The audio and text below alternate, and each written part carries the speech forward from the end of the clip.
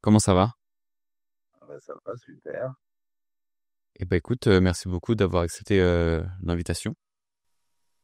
Ah, je t'en prie, tu vois, c'est la bonne heure, la journée se termine juste. Ah oui? Ah bah c'est cool alors parce que certaines personnes se plaignent à chaque fois parce que l'émission est un peu trop tard. Mais si c'est bon pour toi, c'est nickel. Bah ouais, non, aujourd'hui particulièrement, ça m'arrange que ce soit tard, ouais. Ok, bon bah On est dans. ok bah parfait alors.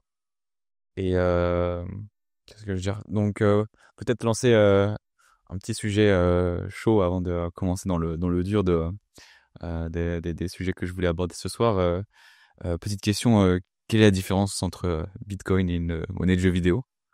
Est-ce que tu as un avis là-dessus? Alors moi, j'y connais rien en année de jeux vidéo et en jeux vidéo en général. Que... Mais oui, évidemment, j'ai un avis là-dessus, mais je crois que l'interlocuteur en vaut pas la peine, quoi. C'est-à-dire le gars qui arrive avec ses gros sabots et qui dit alors la propriété de vos bitcoins et tout ça, moi, je vois pas. Pour moi, enfin, j'ai tellement vu ça depuis 8 ans, si tu veux, des mecs qui arrivent de nulle part comme ça et qui veulent faire leur petite notoriété en pensant qu'ils vont démontrer un truc auquel personne n'a jamais pensé depuis des années, alors qu'il y a des gars brillantissimes sur toute la planète qui passent leur vie à réfléchir à Bitcoin. Et le gars a trouvé quelque chose, ça me fait penser à Tom Benoît qui a trouvé que c'était la CIA qui avait créé Bitcoin. Tu vois, les mecs, d'un seul coup, ils voient la Vierge et ils open pris le truc que toi, t'as pas vu, ni toi, ni Adam Back, ni Antonopoulos, ni personne, ni aucun des génies qui travaillent sur Bitcoin depuis des années. Personne n'y a pensé, quoi. Ouais, c'est un peu ridicule, ou c'est un peu comme l'autre personne, je crois, c'était Pierre, je crois, qui disait j'ai un doctorat en mathématiques, ou je sais plus quoi. Ouais. Vu comment il s'appelait celui-là, mais il était excellent aussi. J'ai littéralement un diplôme, je ne sais pas, mon peu importe, Pierre Jacquel, il s'appelait, je crois, hein. Régulièrement, des comme ça qui débarquent, et d'un seul coup, ils ont tout compris à Bitcoin, et nous, les millions de blaireaux qui y réfléchissons depuis des années, on n'a pas trouvé, on n'a pas compris, quoi. Évidemment, ça me fait toujours un peu de peine pour eux. Donc là, en l'occurrence, le gars, là, bah non, je tombe plus dans le en thèse, je le raconte pas, quoi. Ouais, moi j'essaie de débattre un petit peu avec lui et en vrai c'est assez intéressant, enfin son point de vue, mais je pense que c'est plus une question de définition que vraiment un réel débat, quoi. Mais la finalité du truc, c'est quoi? Franchement, est-ce que quelqu'un... ah, c'est- le Bitcoin, c'est du cash électronique, donc c'est quoi l'histoire de propriété? Quand j'ai un billet de 100 euros dans ma poche, il est à moi, quoi. Voilà, personne ne te demande un certificat de propriété de ton billet. C'est la même chose. C'est, il n'y a pas besoin de plus, quoi. Enfin, ça n'a aucun sens, la question n'a pas de sens. Oui, oui, je suis assez d'accord là-dessus, on est plutôt d'accord, mais en soi c'est des questions intéressantes à se poser, mais ouais, c'est... Je sais pas trop. Franchement, je trouve que la question, enfin, non, c'est des questions qui sortent de nulle part. Moi, je la trouve pas intéressante du tout. Tu vois, souvent, quand les mecs nous titillent comme ça, on a envie de répondre. Mais là, moi, ces questions me semblent pas du tout adaptées au défi qu'est Bitcoin et tout. Je vois pas l'intérêt, quoi. Ça, Non, ça n'a pas forcément intérêt pour Bitcoin, mais c'est plus dans la philosophie des choses, quoi. Se demander, voilà, de se demander des définitions. Enfin, c'est qu'une histoire de définition au final, j'ai l'impression. tu peux demander tout, hein. Tu vois, tu regardes The Voice, t'as Florent Pagny, il dit, oh, il a une belle voix, celui-là. Et puis t'as le gars, là, en question, avec sa chemise jaune, il arrive, il dit, comment tu sais que c'est sa voix?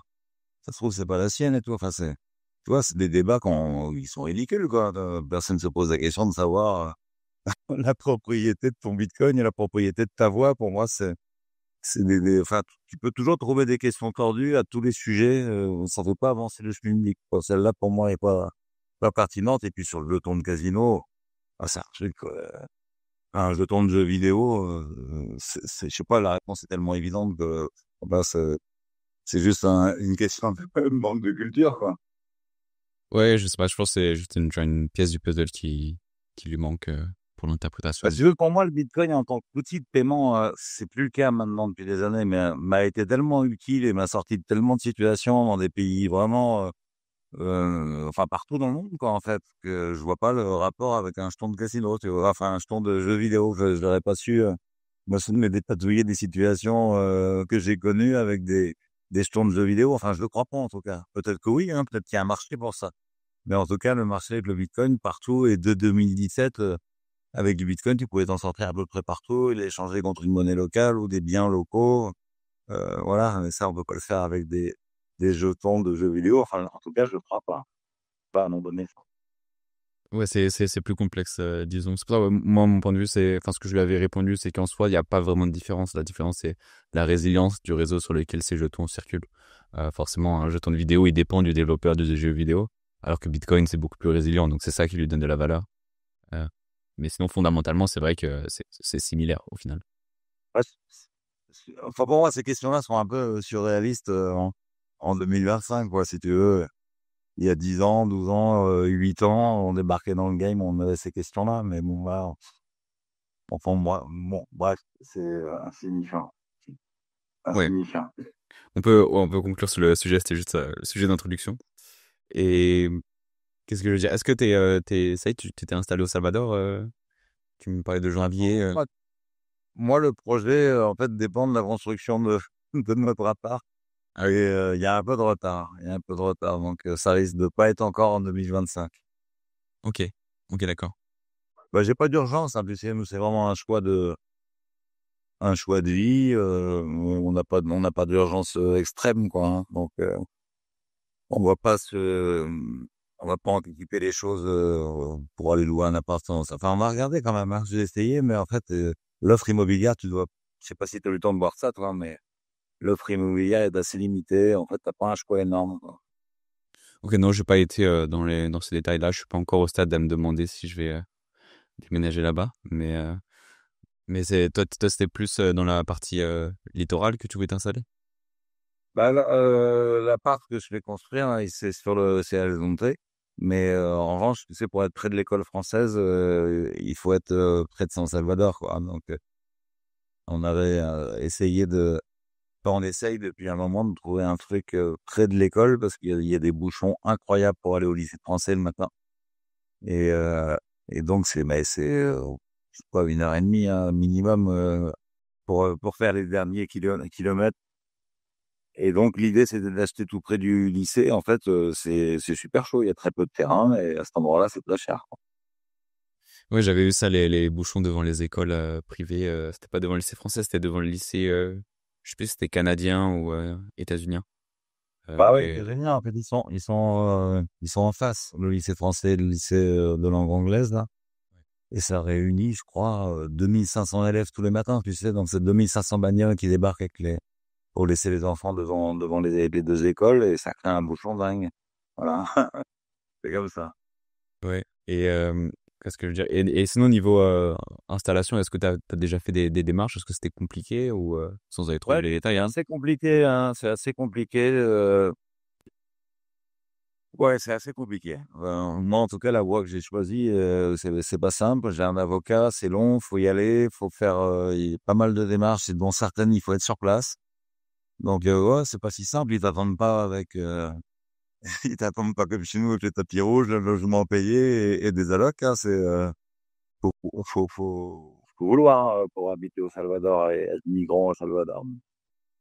Bah, ceux qui doivent pas forcément avoir l'habitude, la tendance c'est plus à justement partir de Salvador que qu'y aller. Donc, Bah ouais, en tout cas, pour y aller, ouais, bon, il y a pas de barrière aussi. Moi, j'ai pas d'urgence d'avoir la carte de résident et tout ça, mais pour avoir la carte de résident, tu vois, il y a quand même des démarches à faire. Ça te tombe pas tout cuit dans le bec. Et donc là, il faut que j'y aille absolument. J'aurais dû y aller le mois dernier, normalement, euh, pour, euh, pour faire une démarche où je dois être là physiquement pour avoir la carte de résident. ok. Et est-ce que, comment dire, est-ce que toi, la politique en cours, enfin de Bukele ne t'effraie pas parce que certaines personnes pourraient se dire, ouais, c'est un peu instable. Est-ce que ça va vraiment durer? Qu'est-ce que tu penses un peu de Ah ben, Bukele et, c'est deux questions différentes. Est-ce que la politique de Bukele m'effraie et est-ce que ça va durer? Tu vois, c'est assez contradictoire presque. C'est-à-dire que si lui il reste au pouvoir encore longtemps et que bon là il peut pas se représenter une troisième fois, mais en admettant que son successeur s'inscrive dans la même politique, ça va plutôt pour moi dans le bon sens pour aller m'installer là-bas. Hein. Hmm. Mais certaines Parce que personnes, là, l'angoisse de ma femme, par exemple, c'est que les gangs puissent reprendre la main, c'est que les gangs puissent revenir et que ça redevienne un pays violent. C'est dans ce sens-là, nous, qu'on s'inquiète. Ouais. Bah, Et je pense que la plupart des Salvadoriens aujourd'hui, enfin, tu dois voir le niveau de popularité du gars, on n'a pas trop envie qu'il s'en aille là tout de suite, quoi. ouais, c'est sûr, mais il y a certains Salvadoriens, tu vois, qui peuvent se dire, enfin, que j'ai rencontrés, qui se disent aussi, mais avec tout le pouvoir qu'il a, lui-même pourrait changer et vriller, tu vois, devenir fou. Bah, Ou, exactement, non, mais bien sûr. Oh là là, non, moi je suis pas, je suis pas fan, hein. Je suis pas fan. Pour l'instant, je crois que le gars a fait ce qu'il avait dit qu'il ferait pendant les élections, sa première élection, et il tient ses promesses électorales. C'est quand même, en plus avec un pari qui était, personne n'y croyait. C'était un pari fou, hein, de réussir à résoudre le problème des gangs sur 5 ans. Personne n'y croyait. Donc la promesse était incroyable, elle était super difficile à tenir et il a tenu son engagement. Donc, ouais, moi je suis assez épaté. On n'a pas l'habitude de ça en France, tu vois, les promesses électorales. Moi j'en ai vu passer, tu vois, j'ai 55 ans, j'en ai vu passer des candidats en qui j'ai cru, et puis finalement ils tiennent rien de ce qu'ils ont annoncé, certainement parce ils réalisent assez vite qu'ils sont impuissants, j'en sais rien, hein. Mais en tout cas, dans ce petit pays là où peut-être ça a été plus facile, ou peut-être on avait tellement touché le fond que Heu, le peuple était tellement demandeur de cette autorité que ça, voilà, c'était le moment, ça s'est fait, et voilà, moi, je pense, enfin, ce que j'espère pour le Salvador, c'est qu'il va le ramener dans une normalité, hem, sur un suffisamment, sur un terme suffisamment long pour vraiment il y ait plus justement ces angoisses. Est-ce que les gangs peuvent revenir et reprendre le pouvoir? Et une fois que tu as que cette crainte-là est derrière tout le monde, bah, Bukele, il peut passer la main, ouais, et puis on peut revenir à une politique sans l'état d'urgence, en fait, quoi. Heu, les statuts, intrinsèques du Salvador, enfin, la constitution du Salvador est très démocratique à l'origine, mm. hors l'état d'urgence. Ouais, c'était assez nouveau comment dire, qu'un État prenne autant de pouvoir d'un coup et surtout fasse du bien, quoi. Parce que avant, c'était bah, très Ce que corrompu. je veux dire, c'est que la constitution est là, les bases démocratiques sont là au Salvador, donc une fois qu'on enlève la loi d'exception là, et on peut imaginer que quand il aura fini de mettre tout le monde derrière les verrous, on pourra revenir à la normale. La base de la démocratie est très forte au Salvador. Les lois sociales sont fortes. C'était, voilà, c'est une démocratie accomplie, hein, dès lors qu'elle sort de cet état d'urgence. Ouais, c'est sûr. Bah, c'est un des points, je pense, qui m'a été aussi le plus retourné, tu vois, le fait que, enfin, ils sont fiers de ça, qu'ils ont pu préserver leur démocratie et que Bukele était, certes, il a beaucoup de pouvoir, mais il a été choisi par une grosse majorité de la population et approuvé presque 90% des gens, quoi. Ah ouais, mais ces actions sont approuvées. C'est pour ça que c'est difficile de le qualifier de président autoritaire. C'est ce que je faisais remarquer à Ulrich là sur Twitter hier, parce que moi je le ressens pas comme ça. Évidemment, ses opposants politiques vont dire que c'est un dictateur, hein. Il y a plein de gens qui disent la même chose de Macron en France, tu vois. Oui. Euh, c'est un pays très particulier, avec une histoire très particulière que tu as très bien raconté dans ton documentaire, hein. Je dis bravo parce que beaucoup de gens passent complètement à côté de l'histoire du Salvador, et tu peux pas juger avec notre vision d'occidental, de pays qui connaissent pas du tout ces problèmes-là, les problèmes de pas mal de pays d'Amérique du Sud, avec cette violence vraiment endémique, les gangs qui font la loi, vraiment plus de liberté pour le peuple tellement il a peur tout le temps, quoi. Et donc cette histoire-là fait que le phénomène Bukele était possible dans ce pays-là à ce moment-là, et heu et voilà, même si j'aime beaucoup le personnage, je sais que c'est pas reproductible chez nous, par exemple. Ouais. Et justement, enfin, tu parlais du documentaire, bah, Ouais, pas la même chez nous, hein, du tout encore, hein. ouais, c'est sûr, c'est sûr. Mmh. Mais ouais, t'es une des chanceuses personnes à avoir eu le documentaire en avant-première. Je voulais que tu l'aies avant qu'on puisse avoir cette discussion. Peut-être pour s'en servir de support ou pas forcément. Mais donc toi, pour toi, c'est vraiment la partie historique qui t'a le plus intéressé?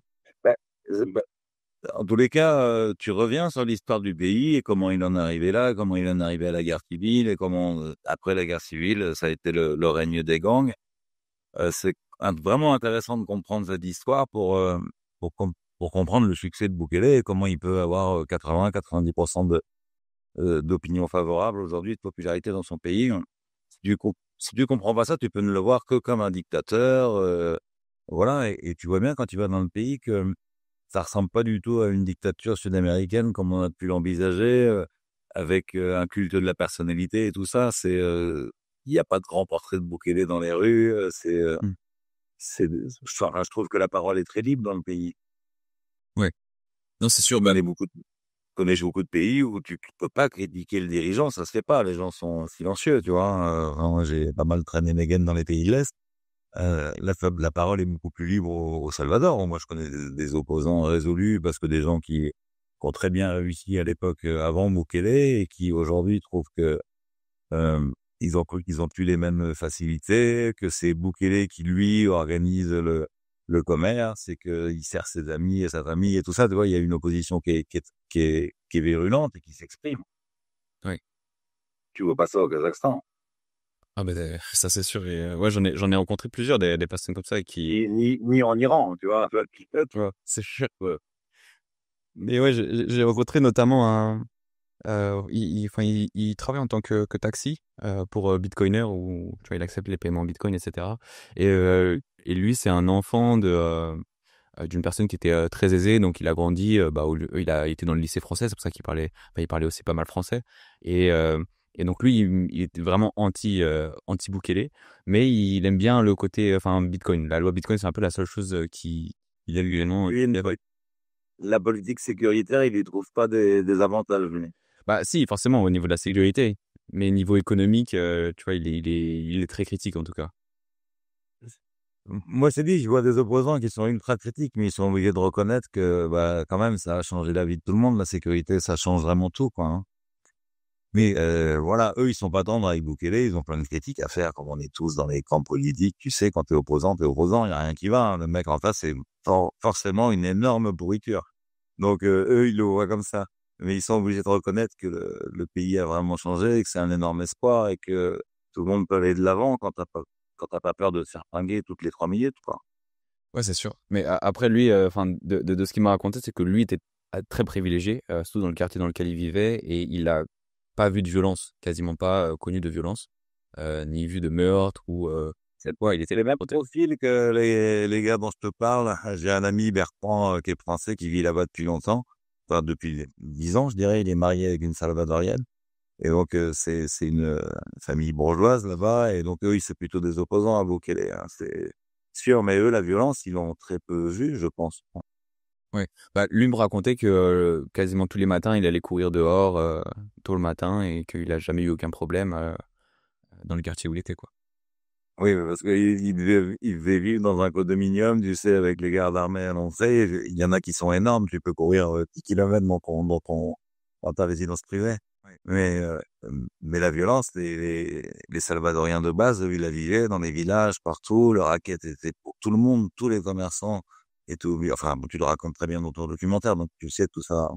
Mais on n'imagine pas vivre sous la loi des gangs dans le cadre d'un État, d'un pays qui prend quand même les impôts. Si tu veux, il y a quand même les policiers qui te mettent des amendes et tout ça. Et à côté de ça, tu es obligé de raquer en plus pour les gangs qui hésitent pas à foutre le feu à ta maison, à tuer toute ta famille et tout ça. C'était un pays vraiment super dur, quoi. Et ça, et ça a changé, ouais. Ouais, ça c'est sûr. Et Quand tu peut-être. vois, t'as interviewé Roxy, la Ouais. première fois qu'on y est allé avec Roxy au Salvador, la première fois qu'on y est allé tous les deux, on n'y était jamais allé ni l'un ni l'autre. Euh, le soir à 17h30, les habitants dans la rue, dans le quartier historique, ils nous disaient de rentrer à notre hôtel, qu'il fallait pas qu'on reste dans les rues. Encore à cette époque-là, c'était dangereux, tu vois. Ouais. Bah, c'est vrai que ça aurait été hyper intéressant. J'aurais peut-être pas beaucoup aimé, mais ça aurait été intéressant pour moi d'y être à ce moment-là. Mais moi, dans les rues de petits villages ou de la capitale, je pouvais me balader jusqu'à tard le soir. J'ai eu aucun problème. Et même, on se sentait très, très en sécurité avec des policiers, des militaires à presque tous les coins de rue. Bah, ça a vraiment changé hein, en 4 ans, parce que je te dis, en 2021, il y avait déjà eu vachement la guerre contre les gangs, mais c'était avant la loi d'exception, enfin avant la loi antiterroriste contre les gangs là. Et ça restait, il y avait quand même une pression dès que la nuit tombait, fallait pas être là, quoi, hein. Il y avait pas de touristes dans le centre historique de San Salvador à la nuit tombante. Personne. Et il fallait rentrer chez soi parce que ça devenait dangereux. Donc c'est quand même incroyable le chemin qu'a fait ce pays où moi aujourd'hui j'adore y aller. J'adore y aller avec ma petite qui a 9 ans. Euh, voilà, si on veut habiter là-bas, c'est aussi parce qu'on sait que nos jeunes, ils seront plus en sécurité que dans les rues de Nantes ou dans les rues de Paris, hein. Ouais, c'est sûr que, enfin, c'est bête à dire, mais certaines rues de Paris sont beaucoup plus dangereuses que San Salvador. Et Franchement, tu sais, moi, j'avais mes deux ados cet été, là, on y a passé du temps. Elles avaient, notamment El Tunco, 2 fois, elles sont sorties le soir. Euh, Personne ne pouvait les embêter, quoi. Tu vas dans le bar où elles étaient, les serveurs veillaient sur elles. Puis, bah, il y a pas de racailles, hein. Tu sais, tous ceux qui avaient des tendances à être racailleuses, ils rentraient dans les gangs. Donc, bah, ils sont tous en taule maintenant. Donc, t'as quand même très peu d'agressivité et de trucs comme ça dans les rues festives le soir. Alors, c'est assez peu festif, hein, parce ils ont pas encore la culture. Ils se sont toujours terrés chez eux. Mais dans des villes touristiques comme El Tunco, ça commence un peu. Et, euh, et ouais, il y a pas de, tu te sens vraiment en sécurité. Enfin, moi, en tout cas, je me suis senti en sécurité partout, hein. ouais, pareil. Est-ce que tu as été aussi à Berlin ou pas encore? Ouais, je suis allé, mais il y a longtemps, hein, je suis allé à Berlin, ouais. Ok. T'étais allé pour la centrale? J'ai- Ouais, et donc j'ai pas du tout vu, il y avait encore rien au niveau Bitcoin à l'époque. Ouais. Ok. Parce que ouais, moi j'étais. Maintenant il y a un centre Bitcoin avec des rendez-vous Ouais, pas, j'ai hebdomadaires. vu ça récemment, mais non, non, moi j'y suis allé en 2021, j'y jamais retourné depuis. Ok. Et bah voilà, peut-être pour juste conclure sur le documentaire, ça sort, bah, c'est dans 2 jours, jeudi à 17h. Et est-ce que pour donner peut-être un peu envie aux gens de le regarder, est-ce que tu pourrais donner une appréciation globale, pas que sur la partie contexte historique, mais est-ce que tu en as pensé? Moi, j'en ai pensé que c'était un documentaire vachement plus renseigné que ce qu'on se voit d'habitude. Donc, moi, je mets une excellente note, hein. T'as fait un gros boulot, voilà, tu t'es imprégné du pays. Ouais, faut le voir, hein, vraiment. Pour ceux enfin, même pour ceux qui connaissent, d'ailleurs, ça permettra de confronter ton expérience. Mais pour ceux qui connaissent pas, c'est un bon reportage pour découvrir un peu, surtout pour les bitcoiners, ouais, de te suivre un peu dans ta visite. Ouais, c'est intéressant, hein, et dans l'analyse que tu en fais, hein. Ok, bah merci, on va conclure dessus, je vais pas non plus trop en faire. Euh, mais, mais du coup, ouais, bah, c'est intéressant de voir aussi ton retour, surtout en tant que bah, père de famille. Je pense que tu as un regard assez différent sur tout ce genre de choses. S'installer dans un pays comme ça, c'est pas un choix très anodin, quoi. Et Ah non, c'est pas anodin du tout. Je te dis, d'autant plus que nous, on a commencé à en parler en famille. Il y avait encore la violence à cette époque-là. Donc, ouais, c'est un choix on en parle depuis 2021, hein. C'est long à se décider, à finir de le faire. Je te dis, il y a de l'administratif. Et puis, et en plus, oui, c'est pas, t'arrives avec 20 000 balles, t'achètes ta baraque sur la plage. Et puis, non, finalement, c'est devenu assez cher, hein. C'est assez coté, hein. Il y a de plus en plus d'Américains qui débarquent, enfin des gens de partout, hein, qui débarquent dans le pays. Et ouais, et puis le climat est différent, hein, t'as vu, hein. Enfin, toi, je sais pas, à ce moment-là, tu y allais quoi, il y a un mois, là? non, j'étais en novembre, donc c'était assez chaud. Ouais. Quand il fait chaud, hein, c'est raide, hein. Ouais, ouais, non, Et ça dure 6 mois de l'année où il fait vraiment très, très chaud, quoi. Ouais, et puis le pays est quand même un pays qui sort d'une énorme période longue d'hyper-pauvreté. Donc, ouais, c'est un pays en développement, hein. Faut, faut avoir l'habitude. Moi, j'ai l'habitude, mais ma famille n'a pas l'habitude, tu vois. ouais, c'est sûr. Faut adapter toute la famille, surtout si tes enfants sont assez jeunes. Pas la Et petite à 9 ans, mais les autres, ils sont grands, hein. Mais bon, voilà, il y a plein de choses encore à faire pour ce pays, pour qu'il devienne vraiment attractif et qu'on y retrouve, nous, en tant qu'Occidentaux, nos repères, hein. Mais bon, c'est pas non plus. Le pays se transforme vite, et puis bah, après, nous, en tant que migrants, il faut qu'on s'adapte au pays comme il est, hein, tu vois, c'est comme ça. Mais bon, en tout cas, moi, ça m'excite beaucoup parce que je trouve ça chouette de voir un pays évoluer aussi vite de l'intérieur, peut-être de pouvoir participer, amener ma pierre à l'édifice. Donc, je trouve ça excitant. Ouais, carrément. Et enfin, quel a été le poids du fait que ce soit un pays qui adopte Bitcoin dans ton choix? Est-ce que ça a été vraiment le déclencheur ou est-ce que Ouais, vous l'auriez fait non, sans? parce que tu vois, moi, au-delà du fait que je sois un bitcoiner, je suis un entrepreneur du Bitcoin. Donc, j'ai plusieurs entreprises minières.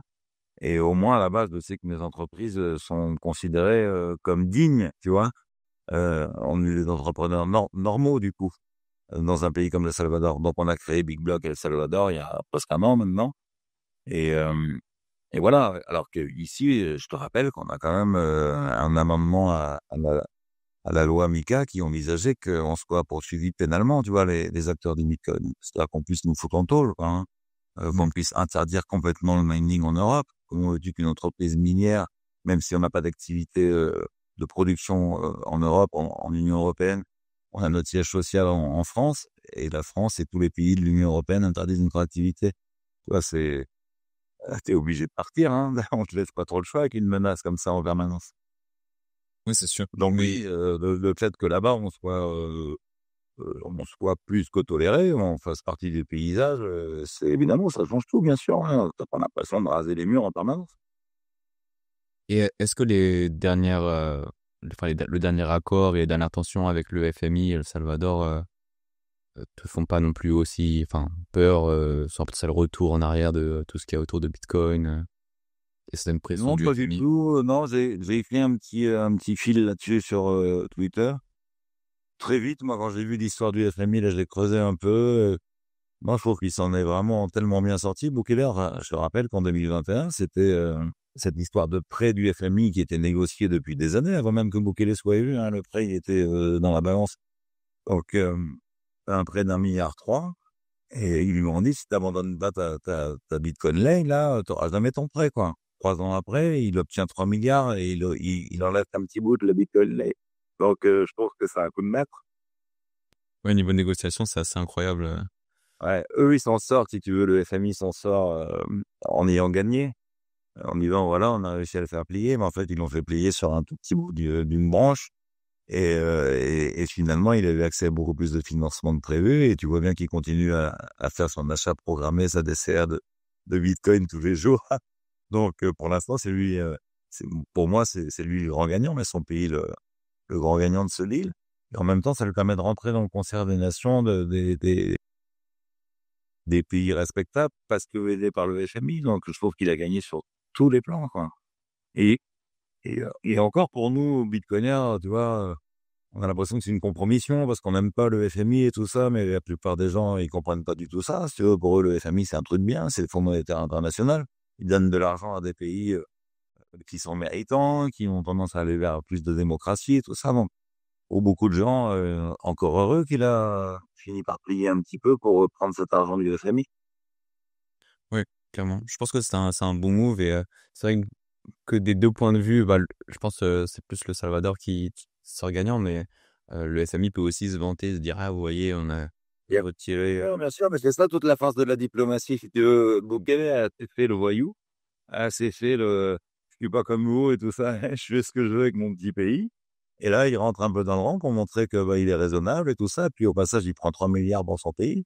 Moi, je trouve que il a joué super, super fine, hein, super fine. Et donc, moi, je pense que le gars est vraiment brillant, hein, et, et je trouve qu'il manœuvre pas mal, quoi. Ouais, je suis assez d'accord. Et enfin, tu disais que tu étais retourné aussi il y a pas longtemps. Est-ce que tu as vu un changement avec dans l'adoption ou au niveau des expatriés bitcoiners depuis cette loi parce que j'ai eu quelques retours comme quoi certains étaient déçus et se sentaient trahis par rapport à ce recul. Est-ce que c'est quelque chose que tu as vu aussi ou... Bon, écoute, il y a des gens, de toute façon, dans notre écosystème, il y a des gens, ils sont tout le temps ultra critiques de tout. Ah, il y a jamais rien qui convient. On est obligé de faire des compromis, si tu veux. On peut pas. Enfin, c'est comme nous quand on rencontre des politiques. Tu vois, on a été vachement critiqués parce que ou on avait vu Hollande, les mecs sont comme des fous, ou parce que j'avais vu Sarah Knafo, ou que là, Marine Le Pen, elle a carrément plongé dans le truc et tout ça, il y a toujours un camp qui est pas content, des bitcoiners qui dit ouais mais là vous donnez enfin le pire c'est Hollande, il a rien dit, il s'est juste pris en photo avec nous et puis ouais qu'est-ce qu'on a pris comme quoi tu vois c'était des gauchias ou tout ce que tu veux. On est obligé de faire des compromis si tu veux, c'est comme ça. Donc Boukele en tant que dirigeant il fait des compromis et nous en tant euh, que vulgarisateur Bitcoin, on est obligé de faire des compromis et d'en parler avec tout le monde. Enfin, moi, j'ai toujours trouvé ça évident, quoi. Ouais, je suis assez d'accord et justement, est-ce que tu penses que la France a, via justement ces rencontres avec Hollande, est-ce que tu penses que la France a un jour espoir de adopter ça, ou est-ce que ça reste un rêve lointain et la politique refusera? Et adopter quoi, si tu veux? Adopter le Bitcoin, tu veux dire? Non, je veux dire le minage, pardon. Ah oui, le minage, j'en suis convaincu, mais ça fait longtemps que je l'écris, si tu veux. Moi, ça va devenir tellement évident parce que d'autres pays vont le faire, parce que c'est toujours comme ça. On veut pas être les premiers. Si on avait voulu être les premiers, en 2018, j'avais donné toutes les cartes à EDF.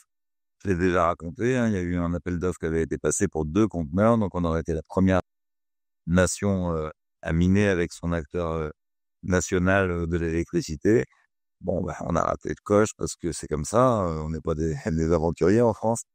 Et mais en tout cas, maintenant, oui, ça va venir, ouais. Ça va venir, d'autant plus que là, il y a eu un rapport qui est sorti le mois dernier de, de l'Agence de sécurité nucléaire, là, qui explique que c'est à cause de variations très fréquentes des centrales nucléaires qu'il y a de la corrosion qui se crée, du coup que ça défragilise. Enfin bon, il y a un vrai sujet maintenant.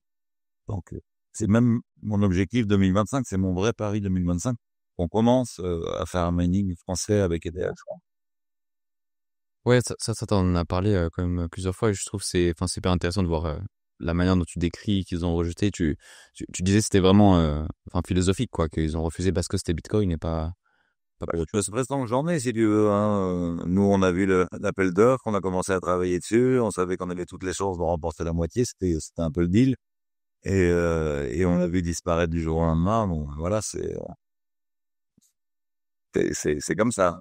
Si tu veux, à ce moment-là, c'était dur, hein. Ça a été hyper dur de se dire, pas trop pour le chiffre d'affaires qu'on perdait en tant que fournisseur, mais pour en tant que patriote, tu vois, de se dire qu'on était passé à côté de ça, alors qu'on était vraiment, c'était fait, quoi. L'appel d'offres était passé, on avait réussi à convaincre. Donc c'était décevant, hein. Pour notre pays, c'était vraiment décevant. Et on aurait bien moins d'emmerdements sur les centrales nucléaires aujourd'hui si on avait commencé à miner en 2018, ça c'est sûr. Ouais, je pense que ça devient de plus en plus clair avec tout le travail que toi tu fais, les différents articles, même les prises de parole avec l'Institut national de Bitcoin aussi qui a récemment ouvert. Bon, maintenant c'est un phénomène mondial, on peut pas nier. Voilà, c'est tellement énorme les boîtes comme TEPCO qui est un des seuls acteurs comparables à EDF dans le monde, hein, parce que c'est un acteur national au Japon, à peu près la même taille. Un réseau comme le Texas, tu vois, ERCOT, qui est pareil en termes de cartes électriques, c'est très proche de ce qu'on a en France. T'as quand même des acteurs énormes aujourd'hui qui font du mining dans l'électricité, des très grosses compagnies, des compagnies russes et tout ça, ils ont compris le mining. On va pas continuer, si tu veux, à se voiler la face, c'est idiot. Si ça a une utilité pour la France, faut essayer. Bon, moi, c'est toujours ce que j'explique aux gens des devs que je rencontre, parce que là, en ce moment, on discute pas mal, et c'est toujours, vous serez convaincu qu'en l'ayant essayé, parce que tu peux faire des dossiers de autant de pages que tu veux, avec les exemples déjà connus et tout ça, il faut l'essayer sur le parc français. Ouais, mais justement, on a un groupe, comment dire, une sorte de canal privé sur Discord. Donc, pour ceux qui voudraient rejoindre, voilà, je fais la petite pub de ce canal. C'est un peu un canal underground pour les Bitcoiners maxi qui suivent Cryptost. Donc, pour rejoindre, il suffit d'aller sur Discord et je crois qu'il faut écrire juste le mot UTXO dans n'importe quel chan. Et il y a eu plusieurs questions par rapport à ça. Moi, je faisais juste la pub pour que les gens rejoignent si jamais ils veulent participer. En fait, je prépare les émissions en amont avec certaines personnes pour qu'ils posent leurs questions. Il y avait des questions justement par rapport à ça, par rapport au fait que potentiellement les, euh, les pays qui commencent à adopter le minage de Bitcoin pour leur parc énergétique pourraient justement créer un risque de centralisation du réseau.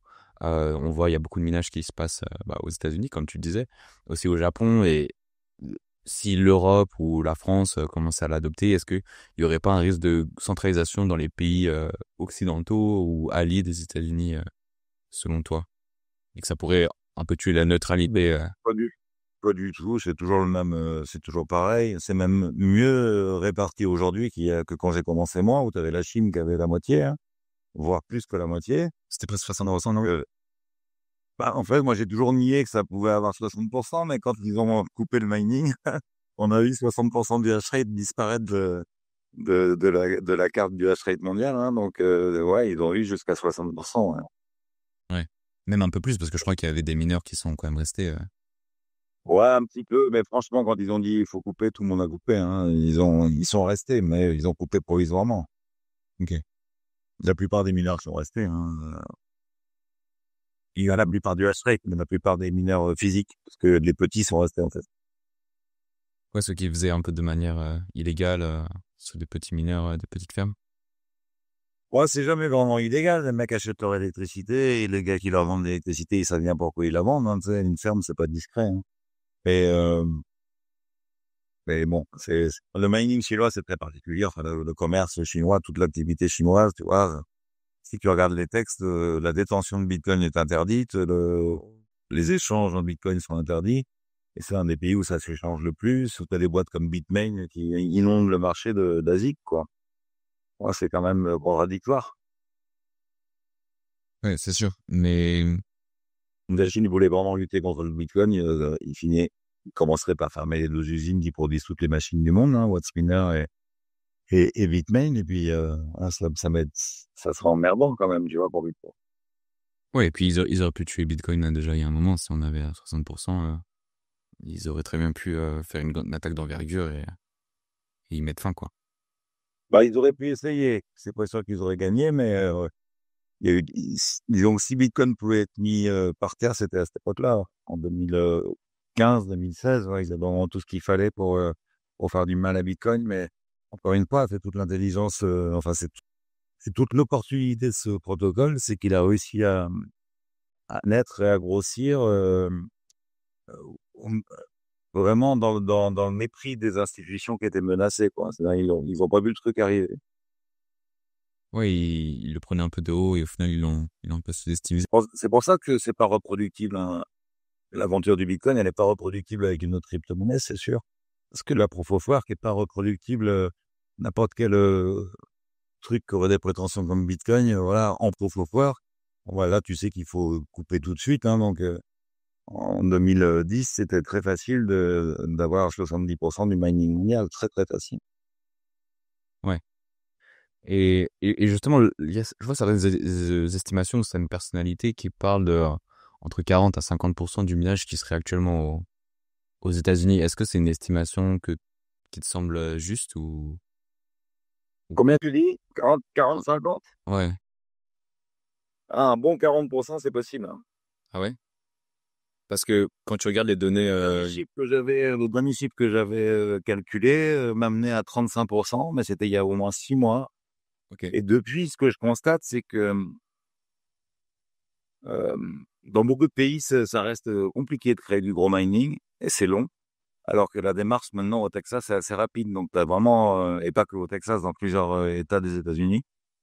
Donc, il y avait un mouvement qui s'était inversé depuis 2 ans où pas mal de mineurs américains essayaient de créer à l'étranger pour compenser, pour avoir t'as plus de 50% aux États-Unis de leur mining global, parce qu'ils voyaient le danger, hein, d'une concentration américaine. Et puis en fait, aujourd'hui, là, c'est tellement friendly aux États-Unis que c'est la solution de facilité. Oui. Donc ils sont en train de grossir plus vite aux États-Unis qu'ailleurs, parce que bah, dans beaucoup d'autres pays, les États continuent à freiner, à être très frileux.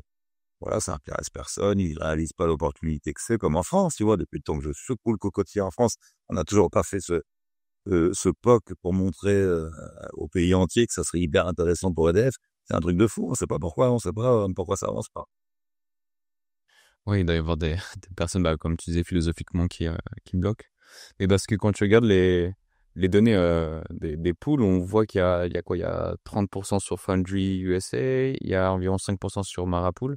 Et justement, je me dis que enfin, les mineurs, ils minent, enfin, tous les mineurs aux États-Unis minent pas forcément dans des pools aux US, ou même des mineurs extérieurs qui peuvent miner dans les pools Ils se dérèglent. Ouais. Les poules sont vraiment des mauvais indicateurs que la concentration minière parce que nous, on peut être sur Foundry et puis un Américain peut être sur une poule, tu vois. Donc, il y a l'énorme domination de poules qui sont souvent très ponctuelles. Hein, il y avait vraiment des poules leaders quand moi j'ai commencé qui ont complètement disparu maintenant sur le calendrier mondial, quoi. Et puis d'autres qui aujourd'hui sont très puissantes et puis qui seront moins dans 2 ans. Ça a toujours été comme ça. C'est normal parce que la demande est tellement mobile. C'est-à-dire que nous, les mineurs, on fait exactement ce qu'on veut avec les poules. Dans la seconde, on peut changer de poule. Qu'il faut vraiment avoir la meilleure offre. Et quand tu as la meilleure offre, bah, tout le monde vient chez toi. C'est normal. Mm. Oui, comment dire, les poules n'ont pas vraiment, enfin, n'ont pas du tout de pouvoir sur le hash rate. Et c'est un peu toujours ce débat qu'on a avec des hétéromistes. Quand on parle de centralisation, ils nous sortent la charte des poules, alors qu'en fait, ça veut pas dire grand-chose, quoi. Ah non, c'est pas du tout significatif. Vraiment, hein. Vraiment, encore une fois, c'est pas des partenaires avec lesquels on a des contrats. Donc, la fille. Allô, allô, je t'entends plus.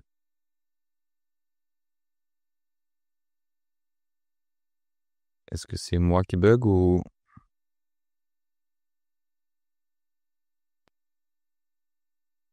Allô, tu m'entends?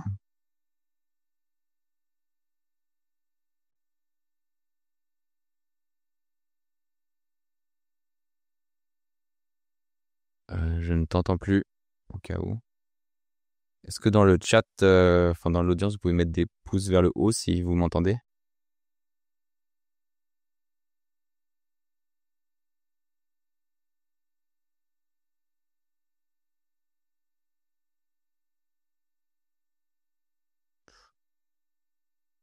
Ah, pouce vers le haut, vous m'entendez? Ok, bon, il y a un peu de décalage. Donc ça doit être Sébastien qui a bugué.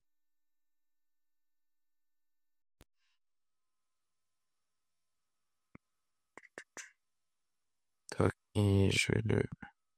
Bah, normalement, il peut... Normalement, Sébastien, si tu m'entends, tu peux rejoindre... l'invitation est toujours valable. Toujours des bugs avec X, Twitter, c'est un peu toujours la galère.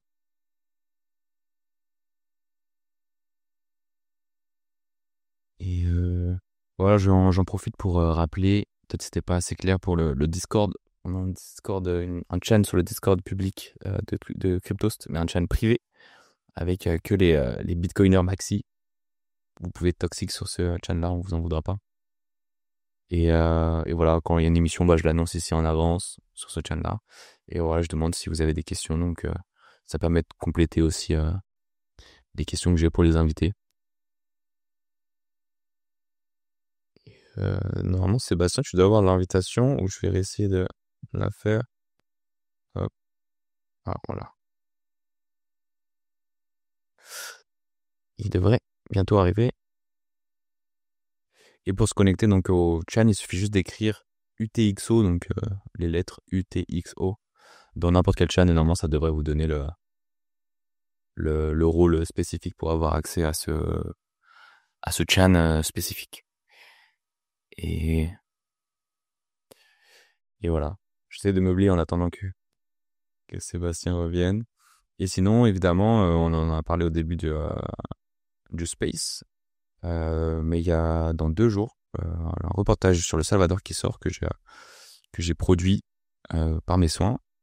Je vais vous épingler ici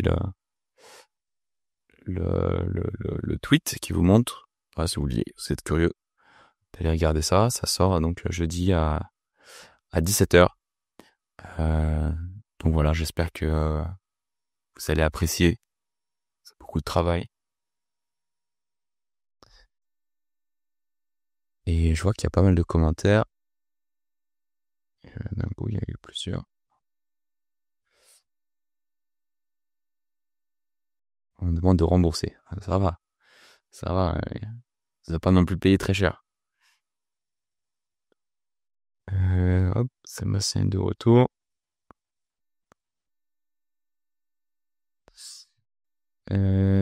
Ici.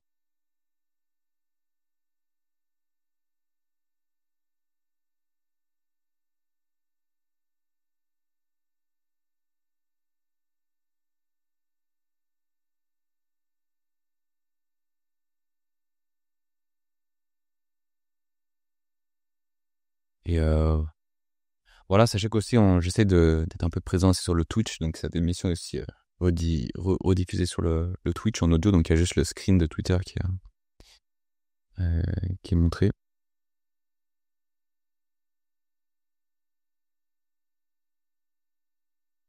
Et je crois que vraiment ça marche pas du tout. Ah, Ça y est, je suis là. ça va? T'as eu un bug de téléphone?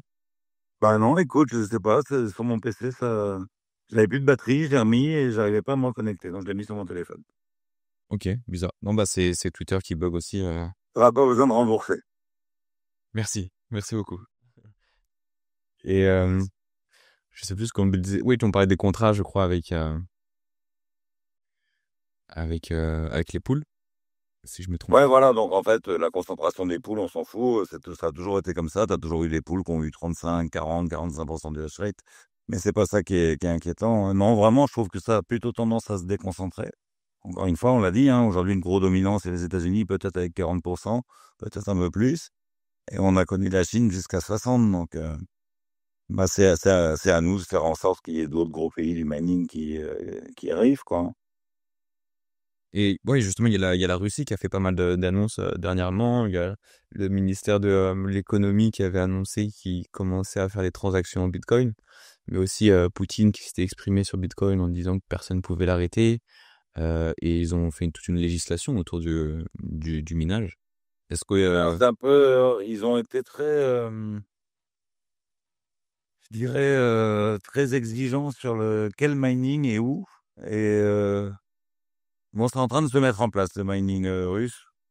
Nous, en tout cas, dans la région où on était, là, l'électricité a beaucoup augmenté, donc on n'y est plus. ok. Donc, c'est de voir ça de l'intérieur, peut-être que ça va. Enfin, je sais pas. En tout cas, je pense que le mining russe va se développer, mais avec des acteurs russes, quoi. Beaucoup plus qu'auparavant. Il y avait beaucoup d'acteurs étrangers en Russie. Et tu vois pas d'intérêt particulier qui se manifeste par rapport à la Russie? Pas plus qu'avant? Bah, c'est-à-dire que c'est un peu plus discret les échanges avec la Russie, tu vois, depuis la guerre en Ukraine, hein, donc on sait Oui. plus trop ce qui s'y passe, quoi. Hein, c'est plus trop un endroit où tu peux aller faire tes expériences en me disant que c'est friendly, là. En ce moment, c'est pas l'endroit où il faut aller faire du business. Mais surtout en tant qu'acteur européen, je pense qu'il faut arrêter. Exactement, ouais. Et le monde est assez grand, on va attendre que tout ça se calme, ouais. Donc on verra avec la Russie, mais non, moi je suis pas du tout inquiet sur la géopolitique du mining. C'est quelque chose qui va vraiment continuer à s'équilibrer encore plus. Pour moi, je vois que du progrès depuis 2016 que je m'y intéresse, hein. Ouais. Et justement, enfin, il y a pas mal de gens qui se plaignent, enfin, surtout des personnes, tu vois, qui connaissent pas forcément bien Bitcoin, comment dire, qui avancent que Bitcoin est centralisé parce qu'on peut pas forcément miner, nous, à notre échelle, en tant qu'individuel. Est-ce que tu penses que le minage personnel pourrait revenir d'ici, je sais pas, plusieurs décennies? Que ça puisse être rentable de miner chez soi ou est-ce qu'on en est trop Ouais, loin? ça voudrait dire qu'il y a eu un sacré échec quelque part, ouais. C'est-à-dire qu'on n'a pas passé le gap où les fees suffisent à payer les mineurs. Donc on peut tout à fait envisager, il y a plein de scénarios, hein, des fois j'y pense le soir avant de m'endormir. Tu as tout un tas de scénarios, hein, où tu peux envisager que on peut voir le hash rate beaucoup baisser dans l'avenir, peut-être à un horizon de 20 ou 25 ans, parce qu'il aura continué à se développer et qu'il est beaucoup trop, enfin, que rien ne justifie une telle sécurité. Ouais, c'est un peu la difficulté de cerner, enfin, quand on voit le hash rate qui fait que exploser, est-ce que le hash rate actuel je pense qu'on peut dire qu'il est suffisamment sécurisé, mais est-ce qu'il n'est pas déjà trop sécurisé? Peut-être déjà 50% moins, c'est déjà incroyable. Bah, enfin, en tout cas, il s'est jamais trop sécurisé, hein, mais en tout cas, on pourrait arrêter d'alimenter le marché. Je disais ça souvent parce que, justement, une des menaces du Bitcoin, c'est que tu arrêtes toutes les fabrications des machines en Chine et du coup, on n'a plus rien, hein. Personne n'est prêt à fabriquer des ASIC par dizaines de milliers par mois, là. Donc, il y a rien, il y a vraiment rien si les Chinois arrêtent les usines de mining. Bon, on a de quoi tenir 5 ans, quoi, hein. Le mur de sécurité est tellement haut Il y a tellement déjà de puissance de calcul que même si ça s'arrêtait là, la production des machines, on a de quoi tenir un sacré moment avant que ça devienne fragile, quoi. Oui, en cas de réelle fin du monde, on pourrait revenir sur des machines moins performantes. De toute façon, le réseau s'adapte, quoi. Le réseau s'adapte, ouais, tout à fait, ouais, tout à fait. Mais non, moi je vois une évolution du mining où les mineurs paieront plus leur électricité. Au contraire, ça va continuer à s'industrialiser de plus en plus. Ça va vraiment devenir un outil de gestion pour les électriciens dans les pays. Et, euh, et du coup, il y aura même plus. Moi, je fais le calcul en France, hein, par exemple. Un mining intelligent en France, un gros mining en France sur le nucléaire rapporterait tellement d'argent en termes d'économie de maintenance que la production en Bitcoin est presque marginale, si tu veux, par rapport aux gains d'exploitation que tu as. C'est-à-dire que enfin, les profits faits en Bitcoin seraient au final qu'un détail par rapport à ce que ça apporterait. Pratiquement, ouais. Ok. Pratiquement, ouais. C'est tellement des marchés énormes, on réalise pas, hein, mais rien que le marché de l'effacement.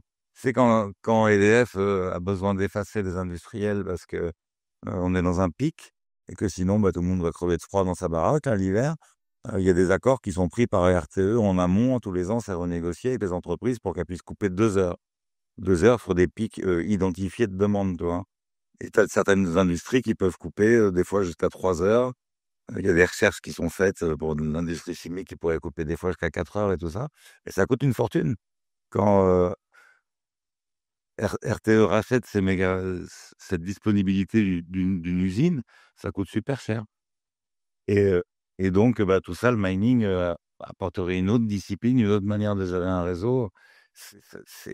On parle en milliards hein, d'économie et de maintenance et de gestion et d'arrêt de centrale et et d'achat de mégawattheures à prix négatif.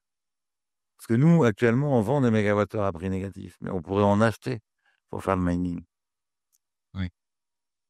Et donc, si tu fais un calcul sur un mining de, je dis n'importe quoi, 1, 2, 3, 5 gigawatts en France, l'économie attendue sur la gestion du réseau est très supérieure à la production de Bitcoin.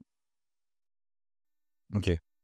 Bah, donc ça revient un peu à ce que tu disais. En fait, c'est pas rationnel que la France ne se mette pas à miner sur ses excédents. Ah bah c'est complètement irrationnel, au moins qu'elle fasse pas l'essai. Après, moi, je peux me tromper dans mes calculs, hein, mais je crois pas, parce que maintenant, il y a de plus en plus de... Tu vois, en 2017-2018, c'est plus compliqué de convaincre parce qu'on n'avait pas les exemples ailleurs. Mais aujourd'hui, voilà, plein de gens l'ont fait, plein de pays l'ont fait, on a les chiffres.